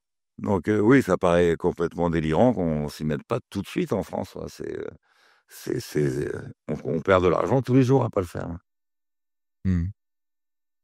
Et bon, pour tourner encore autour du minage, il y a pas mal de, de personnes qui parlent aussi de la concurrence entre le minage et on parle de production d'hydrogène ou d'IA ou de machin comme ça. Est-ce que tu penses que des usines d'hydrogène pourraient vraiment concurrencer? De ce que j'ai vu, c'est plutôt similaire. Ouais, ouais, carrément, carrément, ouais, ça a beaucoup de sens. Mais ça va aussi dans le sens d'un mining, parce que pour l'instant, l'hydrogène, tout le monde en parle, il y a des énormes budgets qui sont débloqués par l'Union européenne pour promouvoir l'hydrogène, mais il n'y a pas de marché. Donc ça décolle pas. Et, euh, et peut-être qu'un jour ça décollera. Enfin, moi, je le souhaite, hein, c'est une énergie propre. Et dans ce cas-là, le mining s'effacera, les structures existeront. C'est un pari sur l'avenir aussi. EDF se prépare d'avoir un acteur qui soit souple, parce qu'apparemment, la production d'hydrogène permet de moduler énormément aussi. Donc, ça serait tout nouveau enfin, c'est la seule industrie, à part le mining, qui est un extraterrestre, qui est capable de moduler. Donc, s'il y a une forte demande d'hydrogène pour le parc nucléaire français, c'est gagné. C'est hyper intéressant. Hyper intéressant. Et si elle a déjà 5 gigawatts de mining qui est prêt à basculer sur de l'hydrogène, on a pris de l'avance. Et les structures sont déjà rentabilisées. Donc, dans tous les cas, c'est hyper intéressant, hein, moi. Mais il y a tellement de mégawatts disponibles dans le monde que pour moi, c'est pas du tout, ça fait pas d'ombre au mining, hein. Ouais, c'est plus le mining servirait vraiment d'outil temporaire, quoi. Bah, un peu comme ce que vous faites au Congo. Ouais, il faut toujours l'envisager comme un truc qui est en attendant mieux. Ouais. En attendant mieux et en attendant plus rentable pour les mégawatts. Ouais. On part du principe qu'encore une fois, là, le mining, pour moi, en France, a un apport financier qui va très au-delà de la production des bitcoins. Et ça sera le cas un peu. Plus le mining est utile, plus en fait la production de Bitcoin est presque aléatoire. Tu vois, quand tu vois sur ERCOT les fortunes qu'ils donnent aux mineurs pour couper, c'est que ça a énormément de valeur, un acteur qui peut couper. Hmm. Ouais, c'était l'effacement dont tu parlais. Peut-être est-ce que tu pourrais expliquer ça peut-être rapidement ce mécanisme-là pour les personnes qui connaîtraient pas? Parce que c'est ça hyper intéressant. En fait, on a un parc de production électrique qui est dimensionné pour répondre aux pics. Donc les pics, c'est des moments dans l'hiver à partir de 17 h où tout le monde rentre chez soi, met le chauffage à fond. Dans, de- Dans les pays du Sud, c'est le contraire, c'est quand il fait très chaud et que c'est les clims qui envoient. Et là, il y a des pics de consommation où tout ton outil tourne à fond. Mais le reste du temps, quand tu n'as pas ces pics, l'outil ne tourne pas à fond du tout. Et donc, plus tu augmentes ta demande avec du mining, plus ça permet de développer Enfin, au Texas, c'est comme ça que ça se passe. Ça leur permet de développer des projets de renouvelables. C'est la politique de l'État. Et donc, de trouver une clientèle pour cette nouvelle demande. Mais quand il y a des pics d'énormes demandes, et que parfois certaines centrales peuvent tomber en panne à cause du froid ou des trucs comme ça, le mining peut se couper complètement. Et là, du coup, même avec un outil qui est diminué, bah, tu arrives à satisfaire tout le monde, les hôpitaux, les gens, et personne ne crève de froid. Et donc, ERCOT a fait une communication là, cette année pour dire qu'ils avaient géré hyper bien les 2 derniers pics de froid grâce au mining. C'est quelque chose c'est un super outil pour un électricien, bien sûr. Et donc, en France, bah, tu as RTE qui, tous les ans, va voir les acteurs électro-intensifs. Donc, les électro-intensifs, hein, c'est la chimie lourde, c'est tout ce qui est sidérurgie, aluminium. Et donc, ils leur demandent s'ils peuvent couper une partie de l'usine, combien de fois dans l'année et sur quelle période. Et donc, les contrats types, hein, c'est 30 coupures de 2 heures dans l'année. Mais souvent avec 10% de la puissance de l'usine, tu vois, pas du tout la totalité de la puissance de l'usine. Donc, ça reste des petits effacements. Hmm. Parce que tous les acteurs électro-intensifs, ils ont besoin de leur production. Ils peuvent pas être coupés n'importe quand, il faut que ça soit programmé. Et pas avec toute leur puissance. Parce que sinon, dans le cas de l'aluminium, leur outil, euh, leur outil est mort, quoi. Tu vois, c'est carrément l'origine est compromise. Dans le cas des data centers, ils perdent des données. Tu vois, tu peux pas couper longtemps. Ils peuvent couper que parce qu'ils ont des batteries de secours, des trucs comme ça. Ouais, ça coûterait trop cher aux entreprises. Bah oui, oui, bien sûr, c'est vraiment c'est impossible, quoi. Ça rentre pas dans les process en général des industries électro-intensives. Donc le mining amène cette nouveauté et l'hydrogène a la même promesse. Donc non, si tu veux, quand les gars nous disaient pourquoi faire du mining alors qu'on peut faire de l'hydrogène, mais c'est juste parce que le mining il est là, il est disponible, il peut tout de suite absorber les surplus alors que l'hydrogène n'est pas prêt. Hmm. Et ça sera peut-être pas prêt avant 30 ans. Mais est-ce qu'on est sûr de l'utilisation qu'on peut faire de l'hydrogène? Parce que peut-être que c'est que théorique et dans la pratique, ça peut être différent, non? Absolument. Moi, je me prononcerai pas là-dessus. J'ai envie d'y croire. Pour l'instant, je sais qu'on y croit beaucoup trop. Voilà, on a consacré vraiment des milliards de subventions au développement de l'hydrogène. Bruno Le Maire, il était rentré d'un colloque sur l'hydrogène, je crois que c'était en Finlande ou en Norvège. Il est rentré en expliquant que l'hydrogène allait remplacer l'électricité. Ouais, le gars avait compris qu'un petit bout de la promesse. Hmm. Parce qu'évidemment, il faut beaucoup d'électricité pour faire de l'hydrogène, hein, c'est de l'électrolyse. Donc, il y a une grosse incompréhension, comme d'habitude, des politiques qui s'emparent d'un truc. Là, on dirait des poules qu'on trouve un couteau. Là, ça tourne autour de l'hydrogène et tout. Pour l'instant, il n'y a pas de marché. C'est tout ce que je constate. Donc, ça fait pas du tout l'ombre au mining. Au contraire, c'est une promesse pour nous de dire on peut créer une structure en France qui pourra s'effacer le jour où il y aura un marché pour l'hydrogène. Ouais, ça fait du sens. Ben, on essaye de. J'ai eu le temps d'y réfléchir. Tu vois, depuis Ouais, c'est sûr. Et écoute, que le marché français, je l'ai retourné dans tous les sens depuis 8 ans, hein, donc ouais, je suis prêt à aller voir la direction d'EDF et à lui expliquer précisément exactement ce qu'il faut faire, où il faut le faire, avec quelle capacité et ce que ça va rapporter, hein. j'imagine, je pense la première fois que j'ai dû voir, enfin, j'ai dû t'entendre parler de ça, ça devait être sur les premières interviews de Grand Angle, il y a, je sais pas, ça devait être il y a 3 4 ans. Et donc déjà là, tu avais l'air d'être quand même bien, d'avoir bien, comment dire, réfléchi à tout le sujet Et enfin, t'avais déjà le même discours que t'as aujourd'hui, en fait. Donc, j'imagine. Bah ouais, bah écoute, ça finit par devenir évident pour tout le monde. Je trouve ça dommage qu'on n'ait pas saisi la balle plus tôt en France parce que justement, on a eu la possibilité. Voilà. J'ai porté le truc et ça, j'ai eu des gens qui ont compris très vite en France. Hein. Il y a eu quand même, EDF m'a quand même envoyé 2 équipes, donc si tu veux, c'est que ça faisait bouger des choses à l'époque. Et puis, ça aurait été blockchain, c'était bon, moi c'était Bitcoin, c'était pas bon, quoi. Ouais. Ouais, il aurait fallu le rebrand autrement. Bah, c'est pour ça qu'on s'appelait BitBlock Data Center. Hein. Si tu veux, au départ, c'était pas innocent, hein. C'était pour passer pour des data centers. Ok. Et il n'y avait pas Bitcoin dans le nom parce que tu te fermais énormément de portes. Hein. Hmm. Ouais, Vraiment, ouais. c'était l'image de Bitcoin en 2017. C'était pour un entrepreneur, c'était chaud de l'assumer complètement. Hein. Tu te cachais toujours un peu derrière la blockchain, tout ça. Sinon, tu te fermais toutes les portes. Hein. Ouais, bah, c'est un peu comme avec les exchanges. Là, c'était bah, hier, il y a eu un Suédois qui s'est fait bloquer ses transactions parce qu'il voulait enfin, faire un virement bancaire vers Kraken.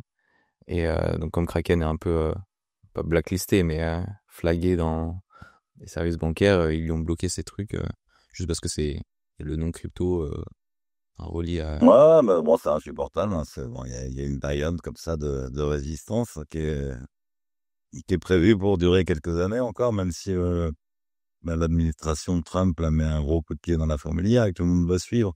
Parce que c'est pas un petit pays, c'est pas un petit pays qui met la mode au pays, là, c'est les États-Unis, donc tout le monde va suivre. Hein.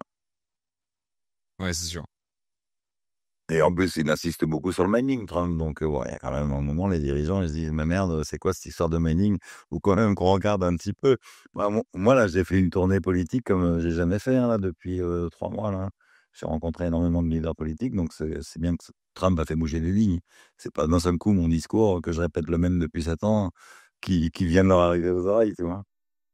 Ouais, t'as vraiment ressenti un changement depuis janvier? Ah bah ouais, clairement, hein. Clairement, bien sûr. Ok. Bah, tu le vois arriver dans la bouche des politiques, hein, le changement minier. Hein, c'est quand même, c'est c'est assez saisissant. Hein. Ouais, c'est assez bluffant ouais, de voir les voir en parler. Je pense que ouais, c'est que le début quoi. Ah bah écoute, on voit un peu du petit lait, nous, mais bon, en tous les cas, ça fait plaisir parce que en tant que Français, hein, pour la France, c'est vraiment une chance. Ça serait trop bête de continuer à se priver éternellement de ce truc-là. Et donc, moi, j'ai envie d'y croire. J'ai envie de me dire que même dans le cadre de cette présidence-là et tout ça, ça va jouer à la raison et on va finir par y arriver. Ouais. Hmm. Est-ce que tu sais si c'est un mouvement qui est similaire dans d'autres pays d'Europe ou c'est vraiment que en France où il y a deux trois politiques qui se sont montrés Bah, écoute, je crois qu'on a cette chance pour une fois, d'avoir des politiques plus éveillés qu'ailleurs. Parce que non, non, c'est pas un mouvement que je vois dans d'autres pays. Tu vois, là, on a une poisse énorme, là, le mining finlandais, qui était un des seuls mining européens qui avançait, qui montrait l'intérêt en créant du chauffage pour tout le monde et tout. La loi vient de changer sur les data centers et tous les miniers utilisaient le statut des data centers, parce qu'il y avait un avantage fiscal qui était intéressant, donc il vient de s'arrêter, un avantage fiscal sur l'électricité, bien sûr. Hein. Donc, ça fait que le mining est plus faisable en Finlande, tu vois. Hmm. Voilà, en Finlande qui a accueilli Marathon il y a pas longtemps. Bah ouais, mais écoute, là, en, en tous les cas, nous, les conditions qu'on connaît là-bas, que tous nos confrères mineurs qu'on connaît ont, font que c'est plus valable de miner, quoi. Ouais. Donc, tu vois, c'est pas un mouvement qui va. Là, c'est haché, quoi. T'as en même temps plein de politiques qui se réveillent. Et puis, t'as toute l'inertie de cette action européenne anti-Bitcoin qui est très forte depuis 5 ans, qui finit par avoir ses effets, quoi. Même si là, en Finlande, c'est un peu du hasard, hein, parce que c'est vraiment pas c'est pas contre les fermes de Bitcoin, c'est vraiment, c'était prévu que cet avantage fiscal s'arrête, j'imagine, pour les data centers. Tout le monde pensait que ça perdurerait 10 ans de plus, et puis apparemment, là, c'est niet niet, quoi. Il se passera, c'est fini, quoi. Donc bref, c'est pas un mouvement, non, non, je vois ça en France. Je vois pas ça en Espagne, non, ni en Allemagne. Bah, faut dire que nous, on a vraiment une carte électrique en France qui est adaptée à ça. Il n'y a pas de pays équivalent, hein. Mais on a beaucoup de nucléaire, donc je pense que c'est un gros avantage. Bah, il y a plusieurs choses, hein. Il y a le fait qu'on a beaucoup de nucléaire, qu'on a quand même créé beaucoup de renouvelables depuis 25 ans, là, et que la règle européenne veut que le nucléaire s'efface devant le renouvelable, ce qui contribue à avoir de l'effacement. C'est pas la seule cause, mais il y a une grosse désindustrialisation aussi, puis on peut pas revenir contre ce mouvement tant que l'électricité sera aussi chère. Donc, tu vois, c'est le serpent qui se mord la queue, hein. Et justement, le Bitcoin peut changer cette espèce de spirale infernale, là. Le mining peut vraiment apporter quelque chose à notre électricien national. Enfin, pour moi, c'est vraiment écrit, c'est évident, quoi. Et c'est beaucoup plus évident aujourd'hui que ça l'était pour moi en 2018, parce que la problématique n'était pas du tout la même. Hmm. C'était un outil de confort à l'époque, qui aurait apporté beaucoup de confort et beaucoup de confort financier à EDF, alors que maintenant, ça devient un outil quasiment indispensable. Ouais, surtout qu'on voit que les réacteurs se détériorent sur le long terme. Je pense que Ah ouais, dans ça les... c'est une donnée qui est nouvelle, si tu veux, hein. Moi, j'avais pas du tout cette idée-là en 2018. Pour nous, le nucléaire, c'était pilotable. Puis de plus en plus je parlais avec des gens d'EDF, plus je comprenais que ça, c'était un peu... on avait inventé que c'était pilotable après coup, quoi. Oui. Ah, c'est vraiment que récent. J'avais pas su ça, que on s'est aperçu que c'était pas très pilotable. En fait, là, tout récemment, une étude de l'Agence de sûreté nucléaire attribue la corrosion des réacteurs au fait qu'on module. Ok. Ah, je Alors pense ça, que c'est tout nouveau. Moi, j'ai entendu beaucoup ça au sein d'EDF. Les mecs disent, mais c'est pas du tout fait pour ça. Les centrales, on les abîme et tout ça, tirer dessus sans arrêt, sortir le combustible et tout. Et là, l'agence de sûreté nucléaire vient d'aller dans ce sens-là, ouais. ok, intéressant. Alors, ça ne veut pas dire qu'ils se trompent pas, hein, tu sais, tout n'est pas gravé dans le marbre, mais en tout cas, cette piste-là semble assez reconnue maintenant. Et donc, en tous les cas, tous les autres, enfin ailleurs, les réacteurs nucléaires, c'est fait pour travailler à fond, et ça travaille à fond. Hmm. Ouais, et puis de toute façon, même si c'était modulable et si on a une capacité, pourquoi ne pas le faire quand on peut miner le... Exactement, exactement. Mais là, si tu réfléchis comme ça, avec la capacité qu'on a d'arriver à un facteur de charge de 90 voire plus, ça fait un mining qui est considérable. Il y a moyen de faire un truc énorme, Hmm. énorme pour faire plus travailler les réacteurs. Donc, bah, ça, c'est encore autre chose, hein. Je dis pas que toute la politique énergétique sera basée sur le mining, mais, mais en tout cas, il y a de quoi faire un gros mining en France, avec ça serait un coup fabuleux pour EDF. Ouais, c'est clair. Et bah écoute, je pense qu'on arrive à la fin. J'ai encore une petite question, mais si jamais il y a des personnes dans l'audience qui voudraient poser des questions dans le chat ou en commentaire ou même demander le micro pour poser de vive voix, n'hésitez pas. Et je vais poser ma dernière question. Enfin, c'est une question aussi qui a été posée en commentaire. C'est par rapport à l'ordinateur quantique. Donc, je vais pas forcément me poser la question de est-ce qu'on peut casser des clés privées, etc. Enfin, la fonction de hachage de Bitcoin, mais plus au niveau du minage. Est-ce que tu penses pas que si l'ordinateur quantique était géré par une entité centralisée, genre les États-Unis ou là c'est Google qui est pas mal avancé, est-ce qu'il pourrait pas se mettre à miner du Bitcoin et être enfin être beaucoup plus puissant et prendre un contrôle, je sais pas, une sorte de majorité, plus de 50% du hash rate à court ou moyen terme. Moi, ça me fait pas peur du tout. On s'est pas mal étudié parce que cette objection, elle existe depuis le début de Bitcoin, hein, l'ordinateur quantique, même si c'était beaucoup moins évident qu'aujourd'hui. Non, ça m'inquiète pas du tout. Mais l'explication technique est compliquée, mais en tout cas, ça a été démontré par plein de gens brillants qu'il fallait pas s'en inquiéter.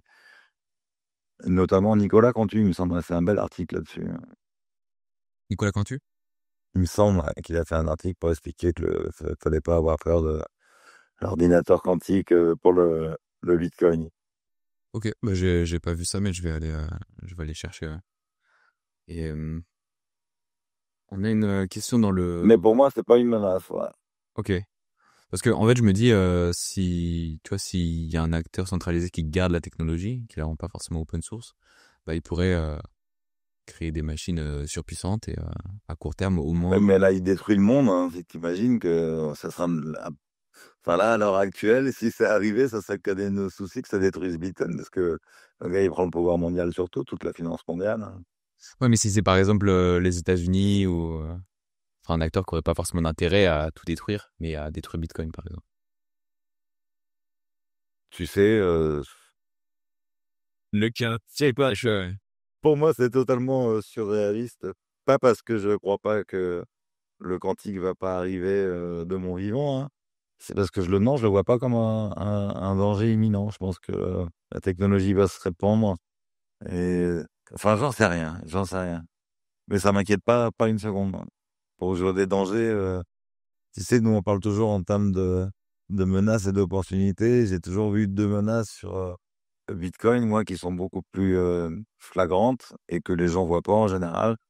Et c'était à l'époque où moi j'ai commencé, c'était la dominance de la Chine sur le mining, qui pour moi était une énorme menace avec la présence de tous les fabricants d'ASIC en Chine, au-delà du fait qu'il y avait énormément de mining en Chine. Euh, et puis la deuxième menace qui existe encore aujourd'hui, c'est toujours le fait qu'il n'y ait qu'un seul, enfin qu'il y ait deux fabricants qui sont toujours chinois. Quoi. Pour moi, là, c'est vraiment les deux menaces qu'il y a sur le Bitcoin qui persistent toujours. Enfin, la seule qui persiste aujourd'hui, c'est les ASIC. Le coup de l'ordinateur quantique, je te dis, ça menacera tellement tout l'ordre du monde que c'est comme d'envisager une coupure d'électricité mondiale, tu vois. Il n'y aura plus jamais d'électricité. Bon, bah, ouais, il y aura plus de Bitcoin. Ouais, Ouais, c'est limite quand ça tombe dans la science-fiction quoi, ça fait plus de sens de. ouais, au bout d'un moment, tu peux pas te faire peur avec tout le temps parce qu'il y a des réponses que t'as pas, hein, Hmm. Et dans et les que com... personne peut avoir à l'heure actuelle. Ouais, c'est sûr, c'est tellement long. Et ouais, dans les commentaires, il y a quelqu'un qui demande as-tu déjà étudié le cas du minage pour optimiser des réseaux en contexte insulaire? Je sais pas trop ce que ça veut dire. Peut-être que tu sais mieux. Bah oui, non mais moi je vois ce que ça veut dire. Oui, c'est sur les îles, par exemple, à La Réunion. J'ai étudié plein de cas d'îles. Euh, Très souvent, la base de l'électricité, elle est carbonée. Donc, pour moi, jusqu'à maintenant, ça a enlevé tout intérêt de creuser. Mais je sais que à Madagascar, par exemple, il y aurait moyen de faire un projet de mining, mais même les gens là-bas m'ont déconseillé. On n'est pas prêt. Ok. Donc si c'est carboné, ce sera intéressant que si c'est du torchage ou. Oui, voilà. Dis-moi, j'envisage de bosser avec des pétroliers que pour cramer le gaz de torchage, bien sûr. Ouais. Mais pourquoi plus pour un.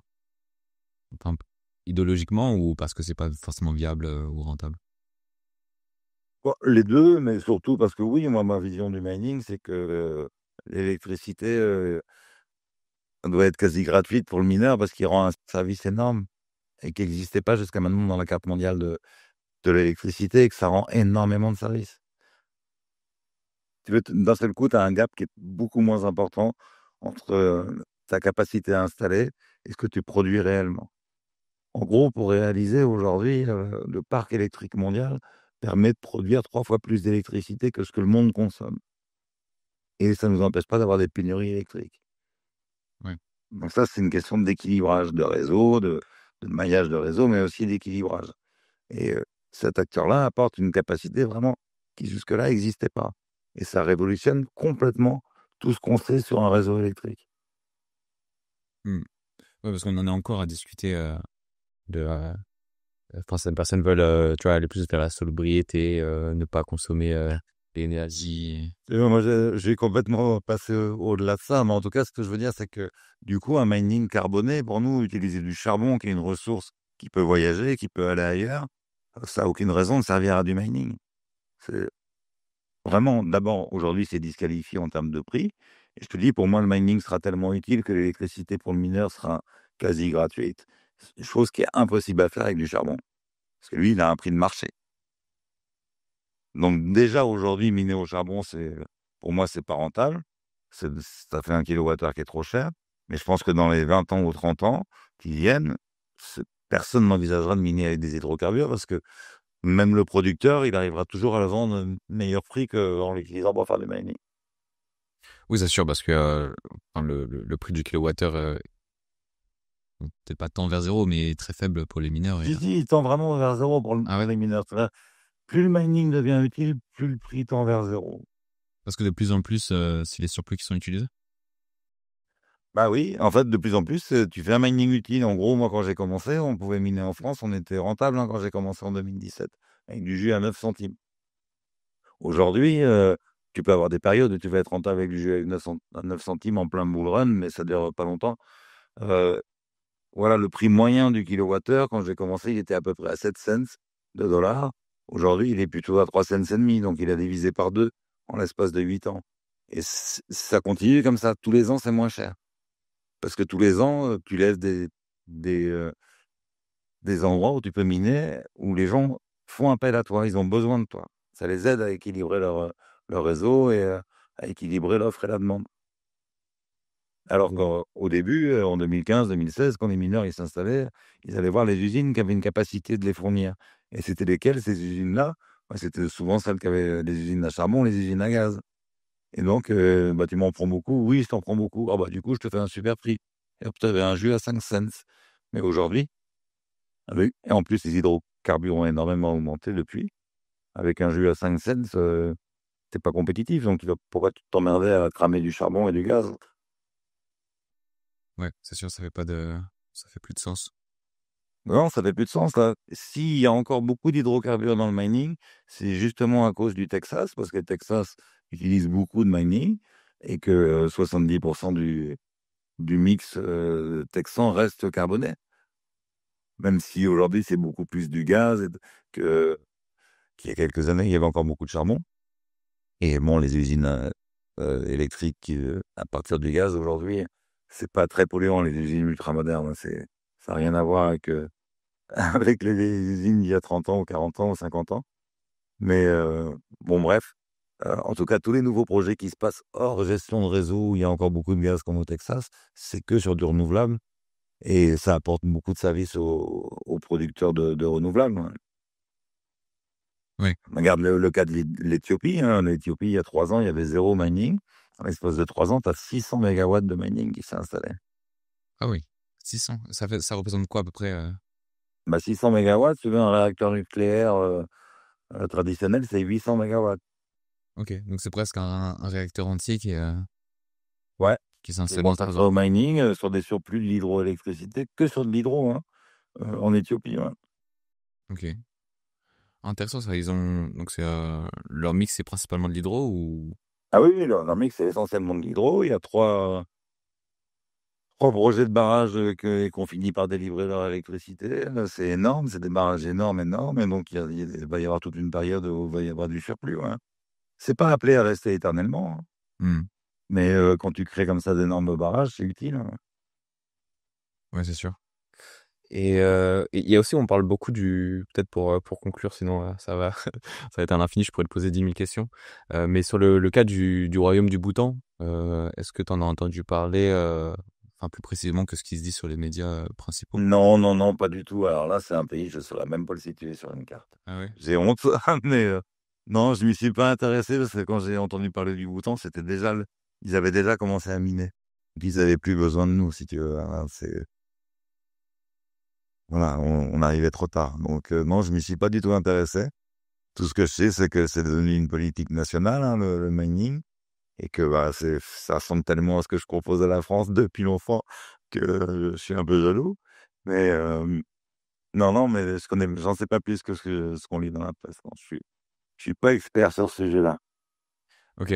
Parce que bah, le Bhoutan, c'est en Asie, quoi. C'est à côté de la Chine. Je crois que c'est au sud de la Chine, si je me trompe pas. Dans l'Himalaya, donc ils ont beaucoup de surplus. Pareil, ça doit être hydraulique. Et donc ils ont en réserve, ils ont l'équivalent d'un tiers de leur PIB en Bitcoin.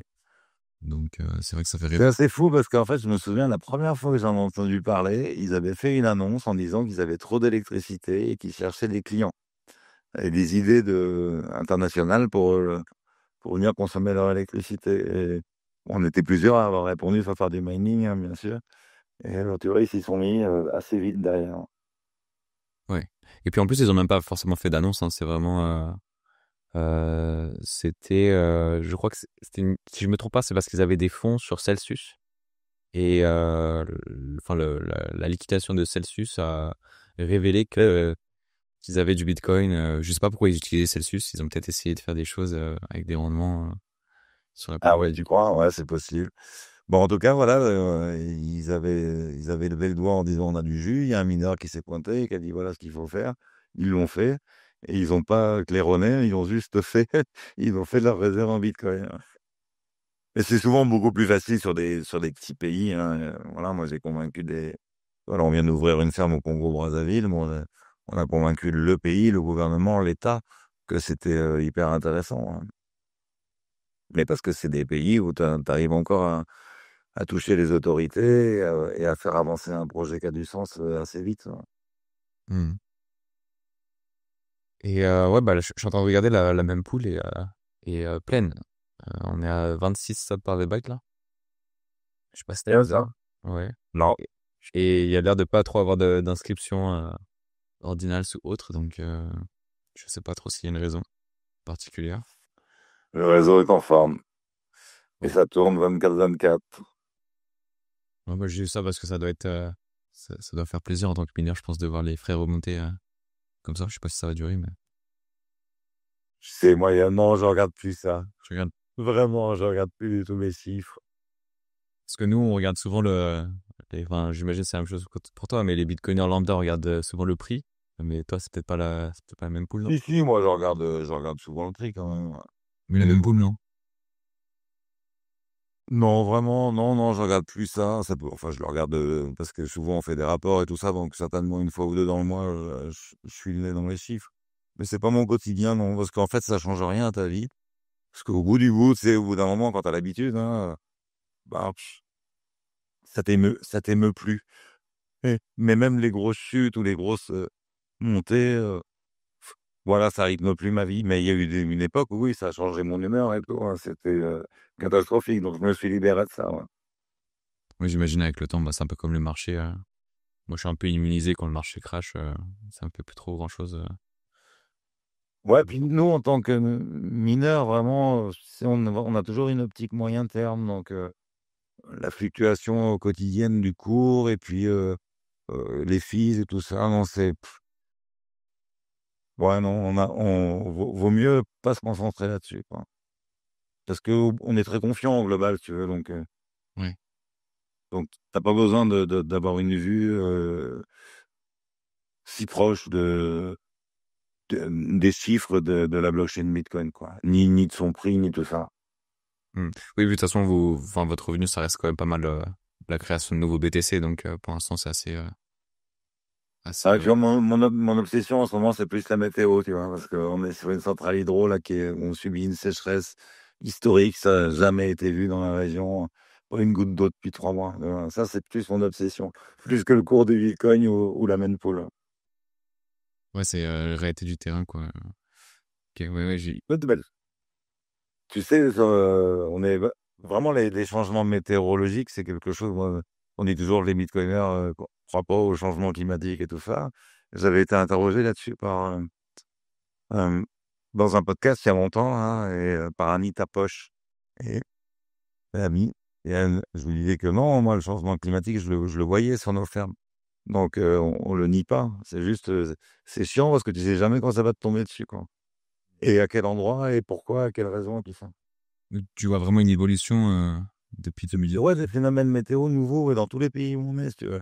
Donc, on peut difficilement nier qu'il y a une accélération de phénomènes météorologiques un peu spéciaux, hein. Tu sais, il y a 2 ans, on s'est fait raser toute la ferme des Virunga par une inondation complètement dingue qui avait jamais été vue dans la région. Quand on a commencé à miner en Sibérie, tu te retrouvais avec des étés à 35 degrés, quoi. Et puis les étés se sont mis à durer 3 mois et demi en Sibérie.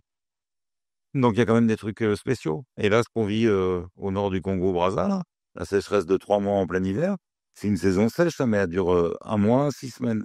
Et là, bon, ça fait, on est à la 13e semaine, il n'y a pas une goutte d'eau, quoi. Et tous les jours, la météo nous annonce risque de pluie 70% depuis 10 jours. Et il y a plein de gouttes d'eau qui tombent. Voilà. Donc ça, c'est bon, c'est la petite angoisse du moment, c'est pas le cours du Bitcoin, Ouais, c'est même s'il est repassé à 88 000. ouais, c'est la petite hantise, quoi, que tu dois regarder tous les matins en Bah, traiter. sur toutes les fermes, tu veux, la météo, quand tu es sur du renouvelable, en fait, enfin, même dès lors que tu as une usine en extérieur et tout, la météo, c'est important, hein. Hmm. Tu sais, nous, on a connu les inondations, tu vois, voir une flaque de boue débarquer sur ta ferme, c'est un truc, personne n'avait vécu ça jusque-là. C'est un truc hyper impressionnant, ça charrie les troncs d'arbres et tout. Et puis, on a eu un mort dans l'histoire.